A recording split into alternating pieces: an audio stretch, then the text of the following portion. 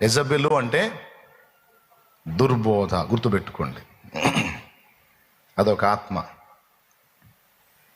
ఈ యెజబెలు ఆత్మ బట్టినోడు సత్యానికి భిన్నమైన బోధలు చేస్తాడు, మళ్ళీ బైబిల్ మనకు ప్రామాణికం అంటాడు. బైబిల్లో యేసు నేను దేవుడని ఎక్కడన్నా చెప్పుకున్నాడా అంటాడు. మరి అనేక చోట్ల ఉంది కదా అని చూపిస్తే అవన్నీ వేరంటాడు మళ్ళీ. అలాగే మీకు అక్కరగానున్నవేవో మీ పరలోకపు తండ్రికి ముందే తెలియనని రాయబడి ఉంది కదా, మళ్ళీ మనం ప్రార్థన చేయటం ఏంది? అన్నీ తెలిసినోడికి నువ్వు చెప్పటం ఏందా అంటాడు. అలా చెప్పి ప్రార్థనా జీవితాన్ని జడగొట్టారు. అలాగా ఇక రకరకాల బోధలు, విగ్రహార్పితం తినొచ్చు, విగ్రహాలకు పెట్టింది తినొచ్చు, ఏమి కాదు అని యెజబెలు బోధలో ప్రాముఖ్యంగా అదే కనపడిద్ది.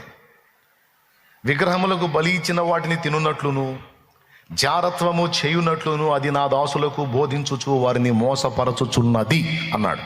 చూడు 2:20.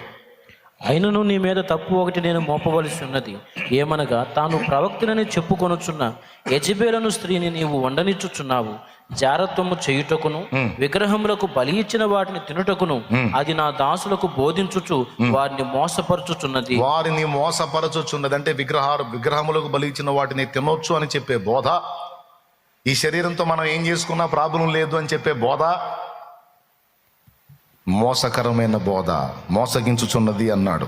యెజబెలు బోధ. మళ్ళీ ఏమేం చెప్పుకుంటుందంట?